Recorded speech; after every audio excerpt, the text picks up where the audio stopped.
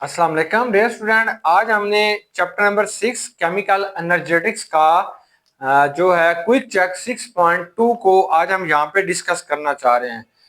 Quick check 6.2 में दो question है। पहला ए पार्ट है कि right equation symbols and state which represent the enthalpy of atomization.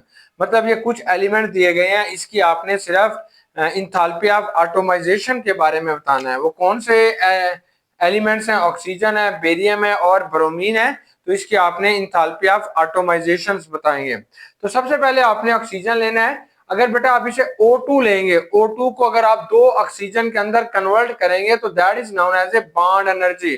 तो इस चीज को जो आपने नाम देना है वो बॉन्ड एनर्जी होती है। ये जो हमारे पास इंथैल्पी ऑफ एटोमाइजेशन होती है वो बॉन्ड एनर्जी का हाफ होती है। मतलब ये जो आपके पास एक एलिमेंट होगा, ये जो एक ऑक्सीजन होगा, ये एलिमेंट फॉर्म के अंदर होगा, आपने इसे गैसियस एटम के अंदर कन्वर्ट करेंगे, तब जो आप इसको हीट या एनर्जी देनी पड़ेगी उसे हम कहेंगे एंथैल्पी ऑफ एटोमाइजेशन।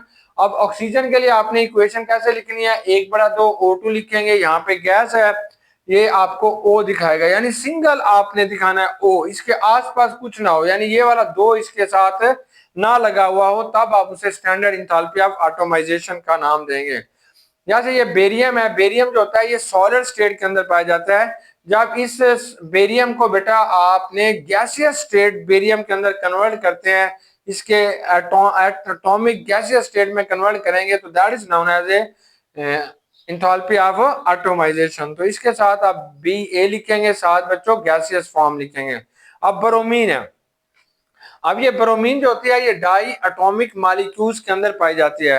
अगर इसके साथ 2Br लिख देंगे तो ये इसकी बॉन्ड एनर्जी आएगी।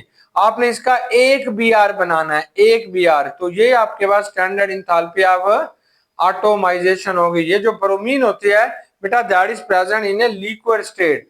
ब्रोमीन जिस स्टेट के अंदर पाई जाती है वो आपके पास लिक्विड स्टेट है। इसकी जो स्टैंडर्ड स्टेट होती है वो लिक्विड है। अब आपने ब्रोमीन का एक एलिमेंट लिया और इसको हीट दी, तब ये Br गैसियस स्टेट के अंदर कन्वर्ट होगी। तो इस चीज को आप कहेंगे एंथैल्पी ऑफ एटोमाइजेशन। अब इसके साथ इसका बी पार्ट है कि हमारे पास कुछ केमिकल रिएक्शंस दिए जा रहे हैं और फिर इसके बारे में पूछा जा रहा है बताओ ये कौन सी इंथैल्पी यहाँ पे इन्वॉल्व है। पहला पहला जो है वो आपके पास आएगा कार्बन। ये ग्राफाइट है, ग्राफाइट। ग्राफाइट जो होती है ये स्टैंडर्ड स्टेट ऑफ कार्बन है।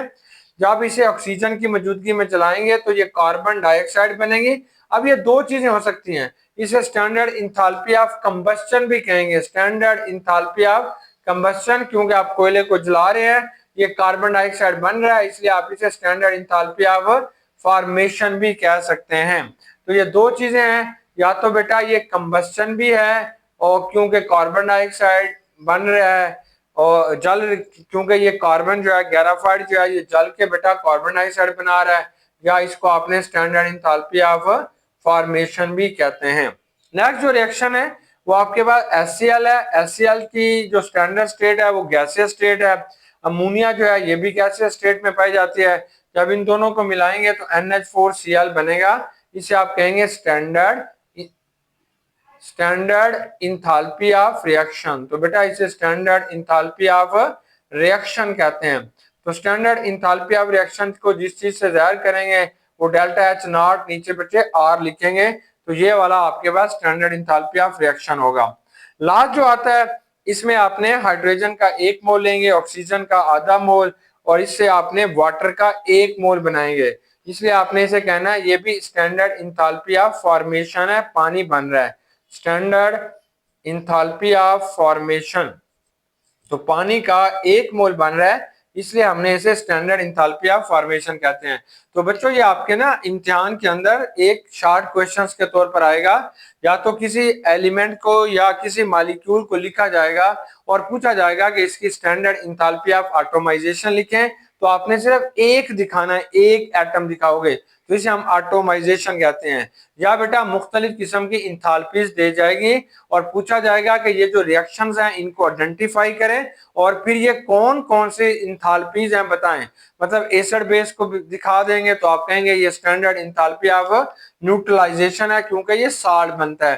तो इस तरीके से ये हमारे पास स्टैंडर्ड इंथैल्पी ऑफ रिएक्शन भी है और स्टैंडर्ड इंथैल्पी ऑफ न्यूट्रलाइजेशन भी है, इसे स्टैंडर्ड इंथैल्पी ऑफ न्यूट्रलाइजेशन भी कह सकते हैं, क्योंकि HCl एक आपके पास जो है वो एसिड है, अमोनिया जो होती है वो एक बेस है, दोनों आपस में रिएक्ट करके अमोनियम क्लोराइड बनाएंगे। तो आपने दोनों बातें बतानी है कि स्टैंडर्ड इंथैल्पी ऑफ रिएक्शन भी है और न्यूट्रलाइजेशन भी है। जबकि ये पानी जो बन रहा है इसे हमने स्टैंडर्ड इंथैल्पी ऑफ फॉर्मेशन कहते हैं। स्टूडेंट, उम्मीद है कि आपको ये 6.2 अच्छे तरीके से समझ आ गया होगा। इस किस्म के जो भी क्वेश्चन होंगे आप अच्छे तरीके से सॉल्व कर लेंगे। Best wishes. ओके, अल्लाह हाफिज।